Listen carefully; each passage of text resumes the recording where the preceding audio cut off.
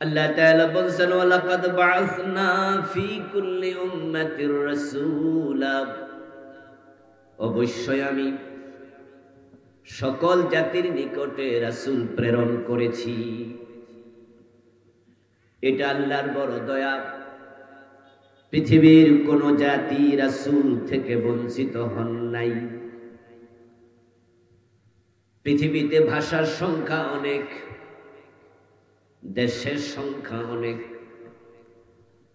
এক দেশের ভাষা আরেক দেশের ভাষার সাথে মিল নাই।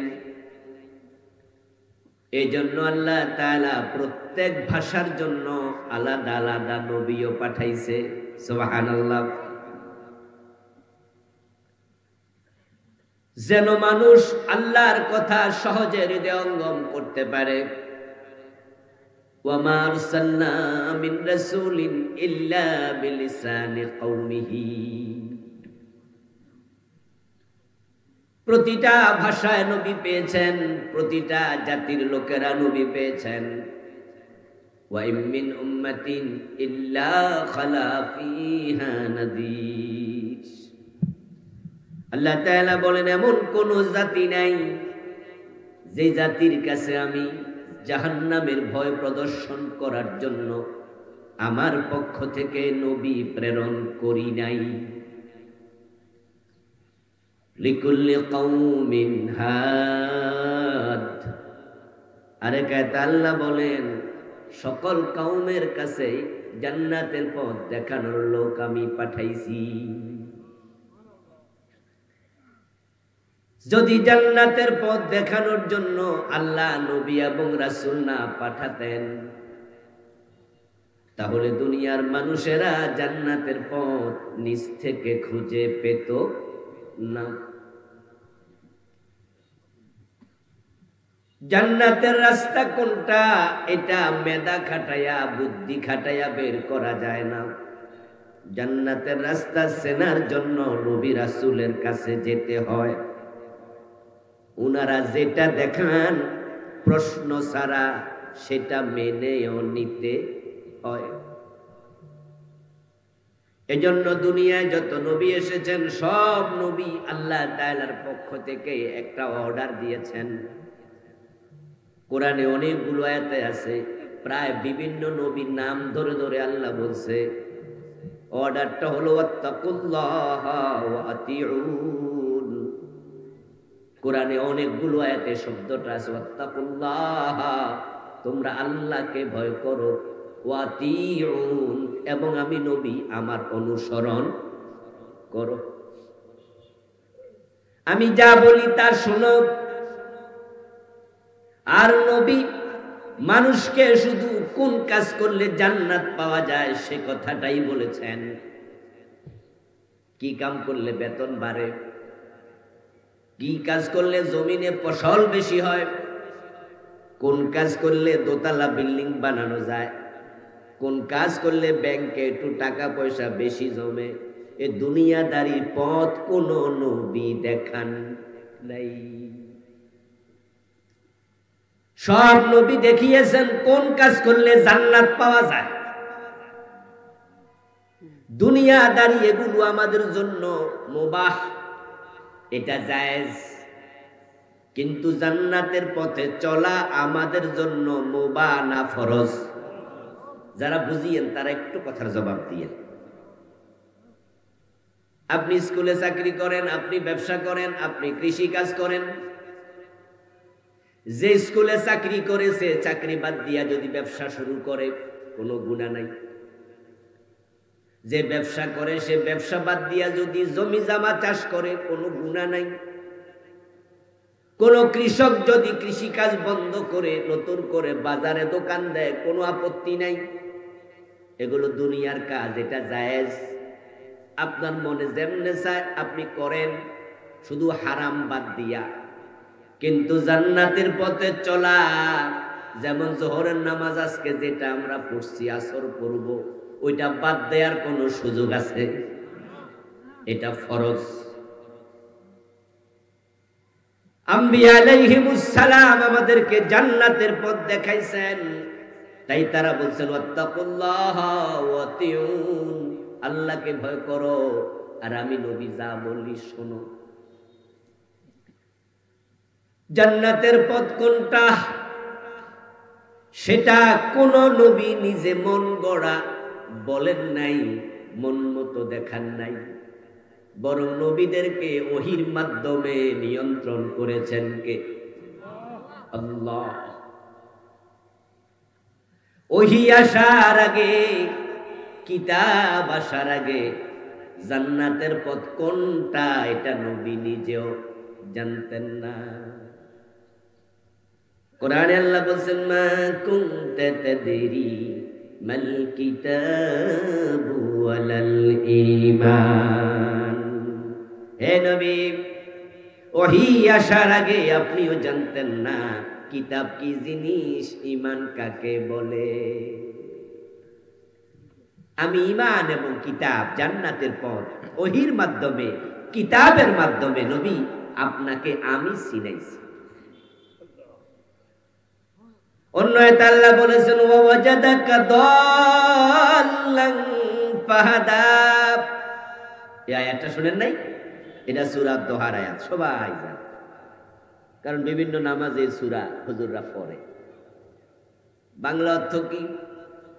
ও নবী, আল্লাহ তাআলা আপনাকে পেয়েছিলেন, আপনি পথ সম্পর্কে অনবহিত ছিলেন, আপনি জানতেন না কোনটা জান্নাতের পথ।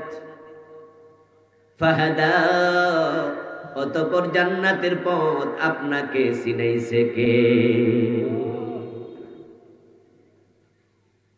নবীদের আল্লাহ ওহীর মাধ্যমে চিনাইছে। এজন্যই তো কোন নবী দ্বীনের ব্যাপারে মন গড়া কোনো কথা বলেন নাই। আল্লাহ বলেন, মা ইয়ানতিকু আনিল হাওয়া ইন হুয়া ইল্লা ওয়াহয়ুন ইউহা। আমার প্রিয় নবীজি নিজের মন থেকে, নফস থেকে একটি কথাও বলে না, যা বলে সব আমার পাঠানো ওহী। আল্লাহর বড় দয়া আমাদের উপর, তিনি এইভাবে ওহী পাঠায়া, নবী পাঠায়া আমাদেরকে জান্নাতের পথ দেখাইছে। সব জাতির কাছে নবী পাঠাইছে। যদি মানুষ নবী না পেত, তাহলে তারা নিজের বিবেক খাটাইয়া জান্নাতের পথ খুঁজে পেত না, পেঁচ লাগাইয়া দিত, মনোমালিন্য হতো, এক একজনে এক এক পথ দেখাতো। ওহী আসার পরেও, কোরআন হাদিস থাকার পরেও এখনো আলেমদের মাঝে মনোমালিন্য, পেঁচঘাট আছে না নাই? ওহী আছে, কোরআন হাদিস সামনে, এরপরও এক হুজুর এক এক রকম কইয়া পেঁচ লাগায়। এক হুজুর কয় ঢোল বাজানো জায়েজ, আর এক হুজুর কয় হারাম। বাংলাদেশে ঢোল বাজায় এমন ফিরের দরবার আছে না নাই?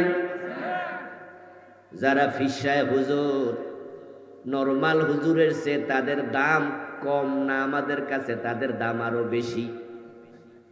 নরমাল হুজুরের দাম বেশি না পীরের দাম বেশি? ধরো ভাইয়েরা, কথা কন না কেন? কিটা আপনারা কি ডরাই গেছেন নি? আমাদের বাংলাদেশে নরমাল হুজুরের দাম বেশি না পীর সাহেবের দাম বেশি? পীর সাহেব ল্যাংডা হইলেও দাম বেশি, কারণ নরমাল হুজুর বললে মাজার হয় না, ল্যাংডা পীর বললেও মাজার হয়, ঠিক নেই?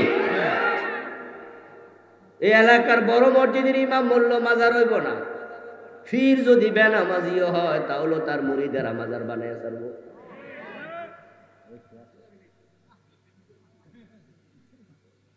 গাছের বড় কাঁঠালটাই মসজিদের বড় হুজুরকে দেবে না, কিন্তু পীর যদি বেনামাজিও হয়, বেনামাজি পীরের কাছে বড় কাঁঠাল হাদিয়া নেয়, এমন মুরিদ আছে না নাই? তাহলে বাংলাদেশের পাবলিকের কাছে হুজুরের দাম বেশি না পীরের দাম বেশি? মনে করে এটা হেদায়াতের কারখানা। এখন ওই পীরের দরবারে ঢোল বাজায় এমন দরবার আছে না নাই? আরেক দরবারওয়ালা পীর কয় ঢোল বাজানো হারাম। দুই হুজুরের চিন্তা এক না দুই, অথচ কোরআন হাদিস আমাদের সামনে আছে না নাই? ওহী থাকার পরেও পীরেরা দুই দিকে দৌড় মারছে, আর ওহী যদি না থাকতো তাহলে কি হতো?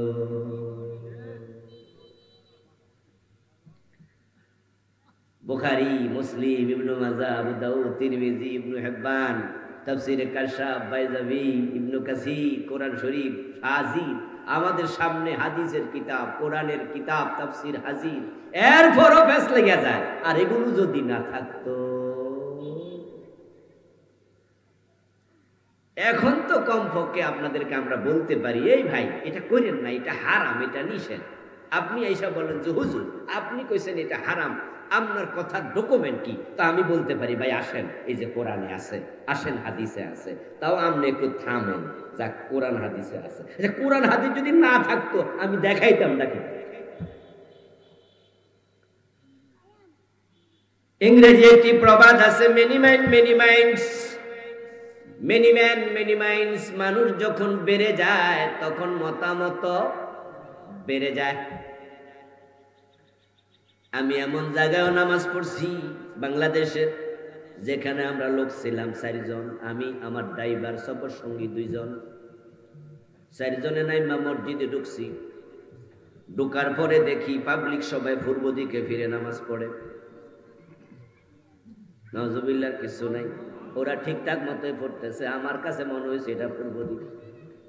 এ আপনাদের কিশোরগঞ্জে এবার কই যাবে? নাউজুবিল্লাহ যে কইছে, কিশোরগঞ্জের মানুষ কি পূর্ব দিকে ফিরে নামাজ পড়ে? কিন্তু আমি দেখলাম পূর্ব দিকে ফিরে নামাজ পড়ছে। কি আর করবো, মাগরিবের নামাজ পড়বো। তা আমি ওদের সাথে, যা সবাই যেদিকে আমিও সেদিকে। আর এটা বুঝে নিয়েছি যে আমি দিক হারাইছি। কিশোরগঞ্জের লোকেরা পূর্ব দিকে ফিরে নামাজ পড়ছে না, ওরা ঠিকঠাক পশ্চিম দিকে। কিন্তু আমার কাছে মনে হয় এটা পূর্ব দিক। নামাজ শেষে এবার আমি, আমার 4 জন, 3 জন যে আছে, আমরা 4 জনে মিলে বলতেছি, রে নামাজ তো পূর্ব দিকে ফিরে বললাম। লগেরটা কয় না হুজুর দক্ষিণ দিক। বুঝলেন, আমার সাথে এক কথা কয় না হুজুর পূর্ব দিকে দক্ষিণ দিক। আরেকজন কয় দূর পাওয়া কথা উত্তর দিক। একজন কয় না হুজুর এটা পশ্চিম দিক। মানুষ কয়জন ছিলাম? মতামত কয়টা? দেখুন লক্ষ্য করে, এটাই বাস্তবতা। আমরা এক জায়গা থেকে আরেক জায়গায় গেলে পূর্ব পশ্চিম চিনি না। যদি নবী না আসতো আমরা জান্নাতের পথ চিনতাম কেমনে?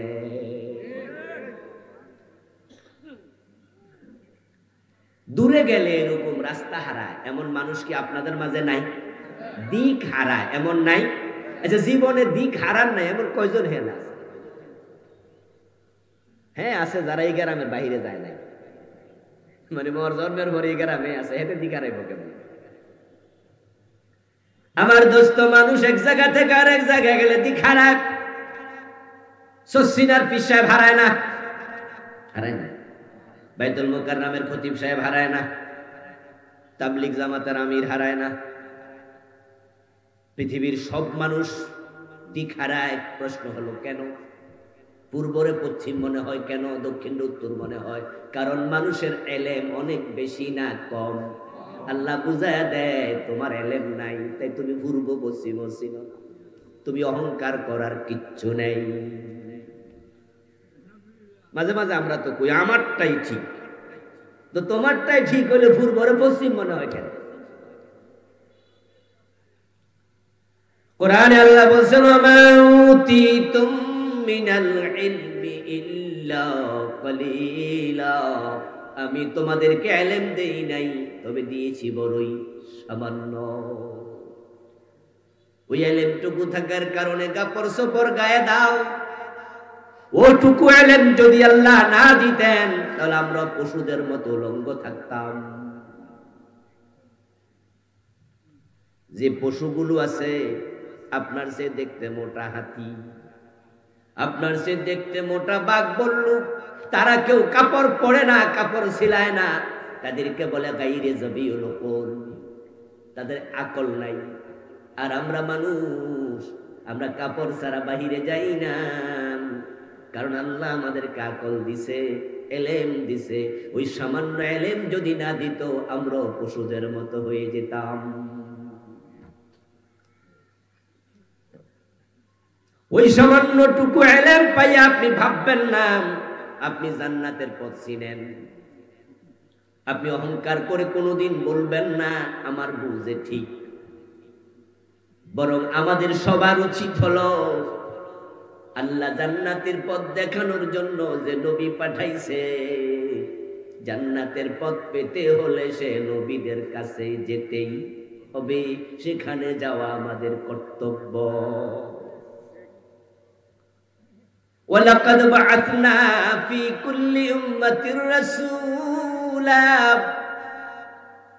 অবশ্যই আমি সব জাতির নিকটে রাসূল পাঠাইছি। এবার আল্লাহ তাআলা বলছেন কেন পাঠাইছি, আনিবুদুল্লাহ ওয়াজতানিবুত তাগুত। রাসূলদেরকে দায়িত্ব দিয়েছি, তারা মানুষকে একটি দাওয়াত দেবে, ওই দাওয়াতটার দুটি অংশ। প্রথম অংশ হলো তোমরা আল্লাহর ইবাদত করো এবং তাগুতের সাথে সম্পর্ক বিচ্ছিন্ন করো। পৃথিবীর সব মানুষের কাছে যোগে যোগে আল্লাহর অগণিত অসংখ্য নবী রাসূল এসে শুধু একটা দাওয়াত দিয়েছে। আল্লাহ তাআলা বলেন এই দাওয়াতটা দিয়ে আমি সব রাসূল পাঠাইছি। নবী রাসূলের সংখ্যা কত আমরা জানি না। 1,24,000, 2,24,000 হাদিস অগ্রহণযোগ্য, খবরে ওয়াহিদ আকীদার ক্ষেত্রে গ্রহণযোগ্য নয়। আসল সংখ্যা আমরা জানি না, আল্লাহ বলেননি, রাসূলও জানান নাই। কোন সহিহ হাদিস দিয়ে প্রমাণিত নয়, মুতাওয়াতির পর্যায়ের। কিন্তু আমরা অতটুকু জানি অগণিত। এই অগণিত নবীর দাওয়াত কিন্তু অগণিত নয়, দাওয়াত ছিল মাত্র একটা। হযরত নূহ আলাইহিস সালাম যে দাওয়াত দিয়েছেন, মুসা আলাইহিস সালাম সে দাওয়াত দিয়েছে। মুসা যা বলেছেন ঈসা তা বলেছে, নূহ আলাইহিস সালাম যা বলেছে হুদ তা বলেছে, হুদ যা বলেছে ইব্রাহিম তা বলেছে। এক এক নবী এক এক যুগে এক এক দেশে এক এক ভাষায় এক এক কালে এসেছে, কিন্তু দাওয়াতের মাঝে কোনো ভিন্নতা ছিল। সব নবী একটি দাওয়াত দিয়েছে, দাওয়াত তো একটাই হবে। যিনি পাঠাইছেন তিনি কয়জন? মাশাআল্লাহ, কথা একটু বলিয়েন। পাঠাইছেন কে? নবীদেরকে পাঠাইছে কে? তিনি কয়জন? এবার বলুন তো, যে জান্নাতের পথ দেখাইতে পাঠাইছে, জান্নাতের রাস্তা কয়টা? তো দাওয়াত দুইটা হবে কেন? পাঠাইছে তিনিও একজন, জান্নাতে যাওয়ার রাস্তাও একটা। রাসূলুল্লাহ সাল্লাল্লাহু আলাইহি ওয়াসাল্লাম কোন একদিন হাতের মাঝে একটা কাঠি নিলেন, মাটির মাঝে তিনি আঁকা বাঁকা কিছু আঁক দিলেন, তারপর মাঝখান দিয়ে স্ট্রেট সোজা একটা আঁক দিলেন। উপস্থিত সাহাবাদেরকে বললেন, বলতে পারবে কি এই আঁকগুলোর মানে কি? এই যে আমি আঁকাআঁকি করলাম এর ব্যাখ্যা জানো? কালু আল্লাহু ওয়া রাসূলুহু আলাম। উপস্থিত সাহাবারা জবাব দেন, আল্লাহ এবং রাসূলই ভালো জানেন। সাহাবারা আন্দাজে কথা বলতেন না। আমরা তো আন্দাজেও কিছু কইলাই, ঠিক না? আন্দাজে কথা বলা কি ভালো না? ওয়ালা তাকফু মা লাইসা লাকা বিহি ইলম। কোরআনের অর্ডার হলো, যে বিষয় তুমি জানো না সে বিষয়ে তুমি কথা বলো না,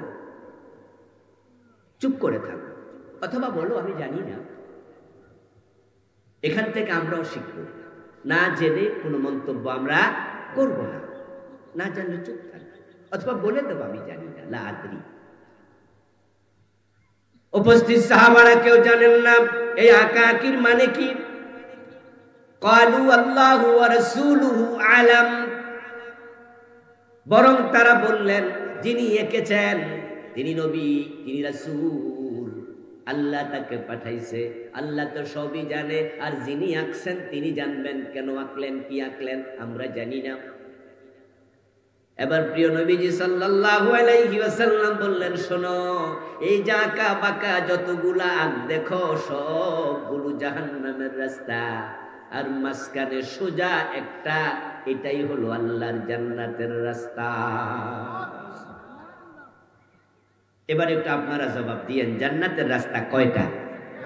সবাই একটু দয়া করে বলেন না কয়টা? বাঁকা না সোজা? সোজা। এটার নাম হচ্ছে সিরাতাল মুস্তাকিম। সিরাত মানে রাস্তা, মুস্তাকিম মানে সোজা। যেটা আপনি প্রতিদিন নামাজে দাঁড়িয়ে বারবার আল্লাহর কাছে চান, ইহদিনাস সিরাতাল মুস্তাকিম, আল্লাহ তুমি আমার এই রাস্তাটা একটু চিনাই দাও, এই রাস্তাটা চিনাই দাও। এটা খুব করে দোয়া করবেন, মন থেকে করবেন না। কারণ বাংলাদেশের অধিকাংশ মানুষ এই রাস্তা ভুল করেছে, তারা বাঁকা রাস্তায় ঢুকে গেছে। অধিকাংশ, হতে পারে ১০০ মাঝে ৯০-এরও বেশি। এই যে আজকের মাহফিলে আছেন, এখানে অসংখ্য লোক বাঁকা রাস্তায় ঢুকে গেছে। সুদে টাকা লাগাইয়া রাখছে এমন ২-৪ জন কি আজকের মাহফিলে নাই? আপনি সোজা রাস্তায় নাই। ঘোষ খাচ্ছেন, আপনি সোজা রাস্তায় নাই। ওজনে কম দিচ্ছেন, মালে ভেজাল দিচ্ছেন, মানুষ ঠকাচ্ছেন, আপনি সোজা রাস্তায় নাই। বোনের হক, ভাইয়ের হক জোর কইরা ভোগ করতেছেন, আপনি সোজা রাস্তায় নাই। আপনি কোরআন কায়েমের পক্ষে নাই, আপনি বরং ধর্ম নিরপেক্ষ রাজনীতি করছেন। আল্লাহর কসম, আপনি সোজা রাস্তায় নাই, আপনি বাঁকা রাস্তায় ঢুকে গেছেন।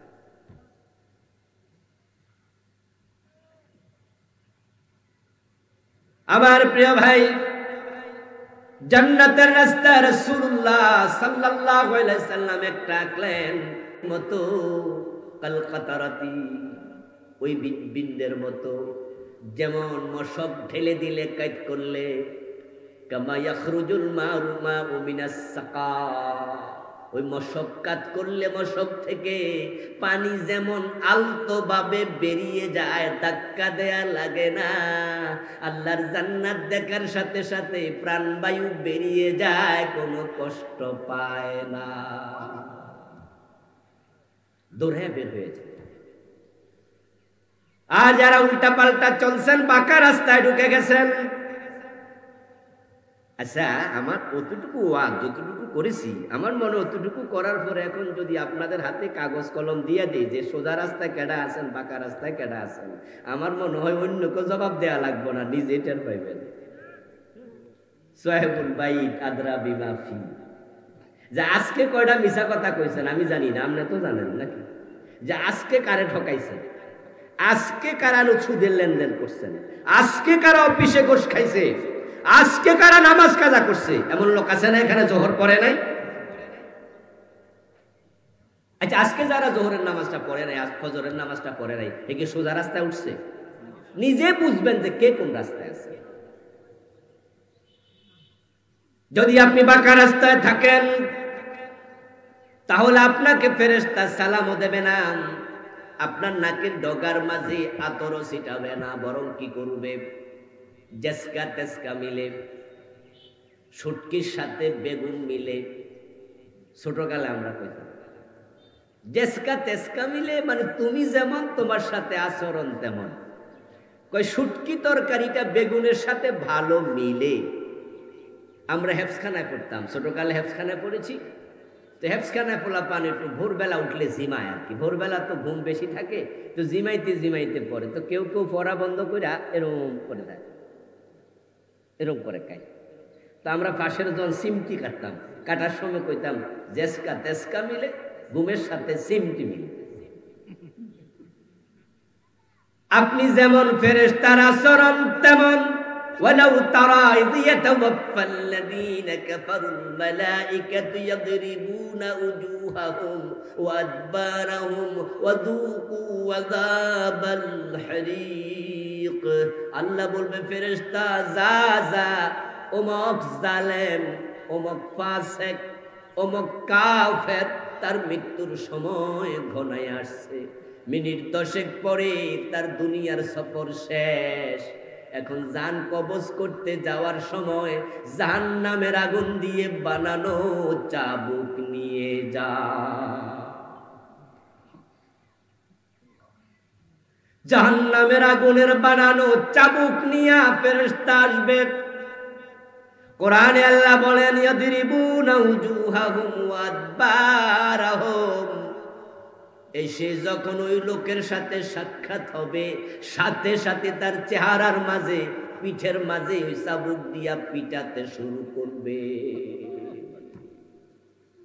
জরাবা ইয়াজরিবু, আলেম ওলামা ভাইয়ের একটু একটু আওয়াজ করে কোন মানুষ একটু শুনুক। জরাবা ইয়াজরিবু অর্থ কি? জেনারেল লোক দেখি জানে, পিটুনি দেয়া, মারা। ইয়াদরিবুনা, এক বছর না বহু বছর? বহু বছর। ফেরেশতা কিন্তু একজন আইবে, একজন আসবে না।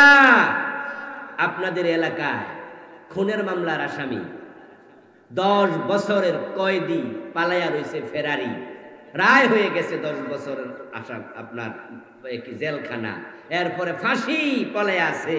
যদি পলাইয়া থাকে, হঠাৎ একদিন পুলিশের সামনে পড়ছে, চা দোকানে বৈশা চা খায়, এলাকার কেউ থানায় ফোন দিয়েছে, ওসি সাহেব ওই খুনের মামলার আসামি তো এলাকায় আসছে। তখন উনি আবার সাথে সাথে সাদা পোশাকে পুলিশ পাঠাইয়া দেয়। পুলিশ কি একজন পাঠায় না একাধিক? নিয়ম কি? ইয়েস, কারণ এর মতো আসামি ধরতে একজন পাঠানোটা নিরাপদ না, এটা নিয়মও না। পুলিশ আসবে 5 জন 7 জন 4-5 জন কমপক্ষে। আসার পরে আপনার চা দোকানে বসে যে ওই আসামি চা খায়, ও বেটারে পাইলে জড়াইয়া ধরে কপালে 2টা চুমু দেবে, ঠিক না?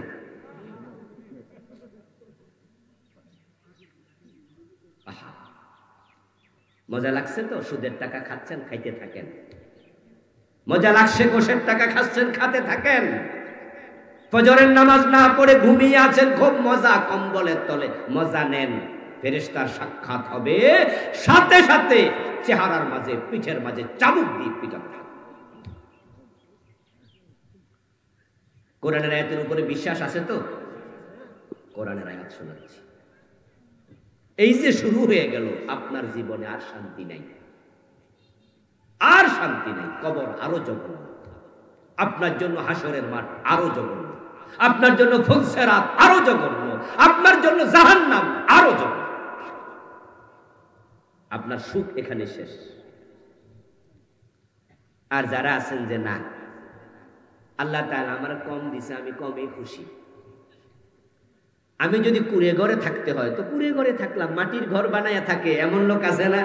একসময় তো অ্যাভেলেবেল মাটির ঘর ছিল রে ভাই, মাটির ঘরে থাকলাম, টিনের ঘরে থাকলাম, সাইকেলে চালালাম, শুটকি তরকারি দিয়ে খেলাম। আমি আল্লাহর জান্নাত চাই। আপনার এই 50 বছর 60 বছর কেটে যাবে, আপনার দুঃখ যেদিন শেষ, সেদিন থেকে ফেরেশতার সালাম শুরু। এমন নিয়ামত শুরু, এই নিয়ামত আর কোনোদিন শেষ হবে না। ফেরেশতারা আপনার রূহটাকে সালাম দিয়া কবজ করে জান্নাতি রেশমি কাপড়ে ঢুকাইয়া চুমু দিতে দিতে আদর করতে করতে ইল্লিনে নিয়ে যাবে। তারপরে আপনি কবরে যাবেন, ওই রূহটাকে কবরে পাঠিয়ে দেবে। 3টা প্রশ্নের উত্তর দেওয়ার পরে আল্লাহ বলবে, কবর আর মাটির ঘর যেন না থাকে, এটাকে জান্নাত বানিয়ে দাও। জান্নাতের বিছানা হবে, জান্নাতের পোশাক হবে, কবরকে প্রশস্ত করে দেয়া হবে, জান্নাতের সাথে দরজা খুলে দেয়া হবে। ফেরেশতা বলবে, নাম কে নওমাতিল আবুস, দুনিয়াতে অনেক জেগে আসিলাম, অনেক কষ্ট করছো। ফজরের টাইমে জামাতে নামাজ যারা পড়ে, যেমন আজকেও জামাতে নামাজ পড়ছেন ফজর, এমন আছে না অনেকে? আলহামদুলিল্লাহ, আমরা পড়েছি আলহামদুলিল্লাহ। মাহফিল থেকে আসতে আসতে রাতের 2:30 বেজে যায়, 3টা বেজে যায়, 4টা বেজে যায়। 4টা বাজলে ঘড়ির দিকে তাকাইয়া দেখি যে ফজরের জামাতের টাইম তো হয় নাই। আউয়াল ওয়াক্তে পড়লেও তো পড়তে পারতাম। নিজের সন্তানদেরকে ডেকে, পরিবারকে ডেকে, মসজিদের জামাত এখনো 30 মিনিট দেরি আছে, আমার তো ঘুমানোর টাইম নাই, ওদেরকে নিয়েও জামাতে পড়ি। আলহামদুলিল্লাহ, একা পড়ি না। 1 ঘন্টা ঘুমায়া হলে আবার উঠি, আল্লাহর কসম, একা না। এরপরে ঘুমাই। আমি হুজুর, আমি ওয়াজ করলে দায়িত্ব শেষ, আমার আমল লাগবে না। আল্লাহ জিহ্বা কেটে ফেলবে, লিমা তাকুলুনা মা লা তাফআলুন, এমন কথা বলেছো, আমল করো না কেন? আমাদের সে আরো অনেক কষ্ট করে নামাজ পড়ে, আমরা তো আরামে থাকি, গাড়িতে চড়ি। কিন্তু এমন ড্রাইভার আমি দেখেছি, বাসের ড্রাইভার, এত সুন্দর দাড়িওয়ালা, সারা রাত জেগে জেগে বাস চালায়, সেও আবার জামাতে দেখি রাস্তার পাশে গাড়ি দাঁড় করাইয়া বাস বলতেছে, আমি আসলাম গাড়িতে চড়ে, ড্রাইভার গাড়ি চালাচ্ছে, চট্টগ্রাম থেকে আসছি, হ্যাঁ স্লিপিং বাস, ঘুমায়া ঘুমায়া আসতেছি। কিন্তু ড্রাইভার তো ঘুমায় না, তার চোখ সজাগ। ড্রাইভিং যারা করে কষ্ট কাকে বলে তারা বোঝে। ব্রেন কাজ করে, চোখ কাজ করে, হাত কাজ করে, পা কাজ করে। হাত উল্টা পাল্টা করলে গাড়ি খেতে চলে যাবে, পা দেরি করলে আরেকটার সাথে গুতা লেগে যাবে, চোখ প্যাঁচ লাগাইলে অ্যাক্সিডেন্ট হয়ে যাবে, ব্রেন কাজ না করলে অ্যাক্সিডেন্ট হয়ে যাবে। একসাথে সব কাজ করে দেখি গাড়ি রাস্তার পাশে দাঁড় করে, ড্রাইভার বলতেছে, এই যারা যারা নামাজ পড়বেন নামেন। মনটা জুড়ে গেল যে ড্রাইভার তো আমার চেয়ে আরো বেশি পরিশ্রমী, কিন্তু নামাজ কাজা করে না। এই যে আজকের ফজরের কথা বলছি, এখন গ্রামে গঞ্জে কিছু শীত আইছে না, যারা ভোরবেলা আপনার ফজরের নামাজ জামাতে পড়ছে, ওদের কিছু কষ্ট করা লাগছে, কম্বলটা ধাক্কা দিয়া সরানো এত সহজ না। ফেরেশতা আপনাকে বলবে, নাম কানাউমাতিল আরুস, দুলা যেমন বাসর ঘরে ঘুমায়, ও আল্লাহর বান্দা তোমার দুনিয়ার কষ্ট শেষ, এখন জান্নাতের বিছানা, জান্নাতের পোশাক তোমার কবরের মাঝে এসে গেছে। ওই পোশাক পরে আল্লাহর জান্নাতের বিছানায় ঘুমায়া যাও, এক ঘুমে কিয়ামত হয়ে যাবে। ঘুমানোর অনেক সময় আছে, অনেক লম্বা সময় আল্লাহ দেবে। দুনিয়া একটু ঘুম ব্যাঘাত ঘটাইয়া কষ্ট করে ফজরের নামাজ জামাতে পড়া উচিত, কাজা করা যাবে না। এই বিষয়ে আপনারা একমত হতে রাজি আছেন না? নাই? পড়বেন পড়বেন, ফজরের নামাজ কাজা করবেন না। ফজরের নামাজ এবং আসরের নামাজ মুনাফিক কাজা করে। যে ফজর এবং আসর নামাজ কাজা করে সে মুনাফিক। এই দুই ওয়াক্তের নামাজ মুনাফিকের জন্য কঠিন। আর যারা ফজরের নামাজ তরক করে না, কাজা করে না, তারা মুমিন। আনিবুদুল্লাহ, আল্লাহর ইবাদত করো, প্রথম অংশ। এখন ইবাদত কি? আল ইবাদাতু হিয়া ফাজাউল হায়াতি বিহাসবি আওয়ামিরিল্লাহি তাআলা ওয়া নাওয়াহি। ইবাদত মানে হলো আল্লাহর আদেশ এবং নিষেধের ভিত্তিতে জীবন পরিচালনা করা। নবীদের দাওয়াত ছিল ইবাদত কর, প্রথম অংশ। এখন ইবাদতটা কি? আপনি যে নামাজ পড়ছেন, রোজা রাখছেন, এগুলো ইবাদত নয়, এগুলো ইবাদতের অংশ। যেমন এই যে আমার মাথা, যদি এখান দিয়া কেটে এটা আলাদা একটা বলে রাখে, প্লেটে রাখে, আর কাউকে জিজ্ঞাসা করা হয় এটা কি, আমরা কি কেউ বলবো এটা মানুষ নাকি বলবো মাথা? যদি ফুসফুস বের করা হয়, এটার নাম কি মানুষ না ফুসফুস? এটা যদি কেটে ফেলা হয়, আলাদা করা হয়, এটা কি মানুষ না হাত? তো মানুষ কই? মানুষ হলো সবগুলো যখন একসাথে। নামাজের নাম নামাজ, রোজার নাম রোজা, হজের নাম হজ, যাকাতের নাম যাকাত, পর্দার নাম পর্দা, জিকিরের নাম জিকির, এক একটা এক এক নাম। সবগুলো যখন এক জায়গায় হয় তখন তার নাম হয় ইবাদত। ইবাদত হলো দুটি অংশের সম্মিলন, দুটি জিনিসের সমন্বয়। একটা হলো কিছু করণীয়, আরেকটা হলো কতিপয় জিনিস বর্জনীয়। কিছু করো, কিছু ছাড়ো, দুটা একসাথ হবে, তার নাম হবে ইবাদত।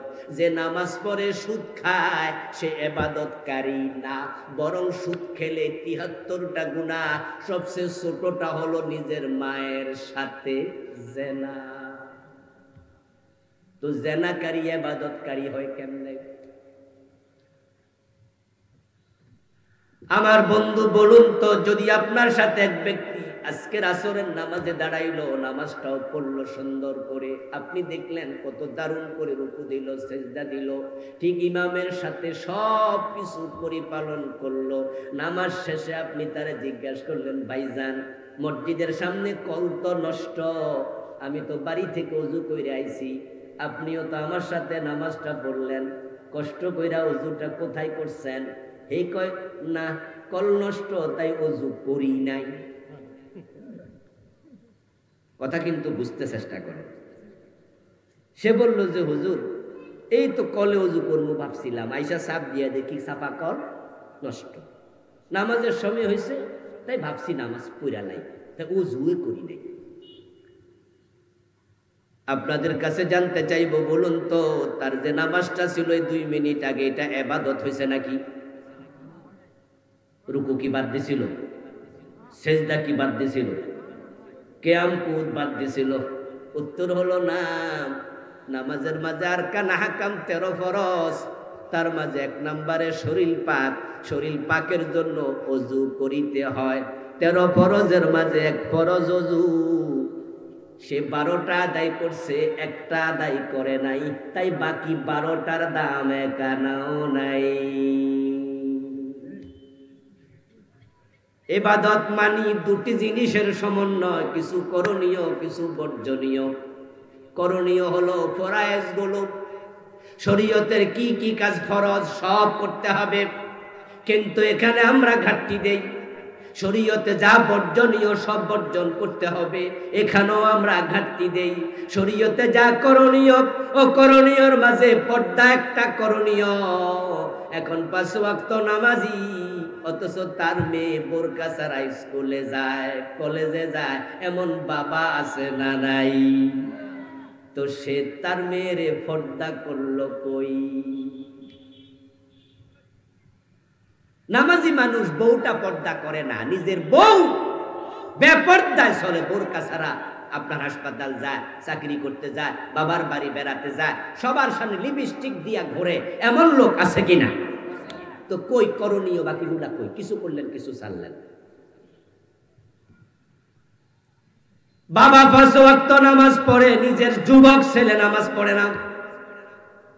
বরং আজকের ফজরের নামাজে বাবা এসেছে, নিজের যুবক ছেলেটা ঘরে ঘুমায় আছে, বরং বাবা কম্বল টাইনা দেয়, শীত যেন না লাগে। ছেলের গায়ে কম্বল টাইনা দিয়া বাবা নামাজে চলে আসছে।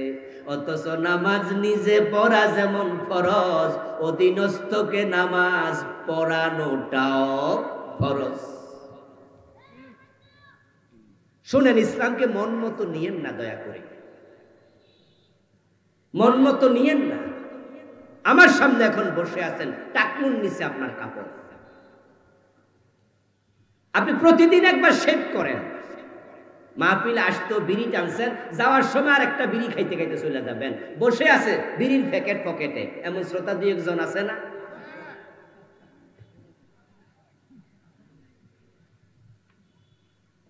وَأَمُرْ أَهْلَكَ بِالصَّلَاةِ وَاسْتَبِرْ عَلَيْهَا। কুরআন মাজিদ আল্লাহ বলেন, ও নবী, নিজে নামাজ পড়ুন, নিজের অধীনস্থ পরিবার পরিজনকে নামাজ পড়তে আদেশ করুন। আমার ঘরে বেনামাজি থাকে কেমনে? আমার ইনকাম খাবে? আমার মেয়ে বোরকা ছাড়া স্কুলে যায় কেমনে, কলেজে যায় কেমনে? আমার ছেলে কেন ইসলাম মানবে না? হাসরের ময়দানে ছেলের মামলায় আসামি হবে বাবা, বউয়ের মামলায় আসামি হবে স্বামী। পকেটের টাকা খরচ করে মেয়েরে গান শিখায়, নাচ শিখায়, নিজে বাবা মেয়েকে গানের স্কুলে ভর্তি করাইয়া দিছে। এই মেয়ে হাসরের ময়দানে বলবে, আল্লাহ, আমি জাহান্নামে একা কেন যাব? আমি বেপরদায় চলেছি, বাবা বাধা দেয় নাই, উল্টা বাবায় তো গানের স্কুলে ভর্তি করাইছে। আমার বাবারে ডাকো, নাজআলহুমা তাহতা আকদামিনা লিয়াকুনা মিনাল আসফালিন। বাবারে আজকে পায়ের তলায় রেখে জাহান্নামে যেতে চাই।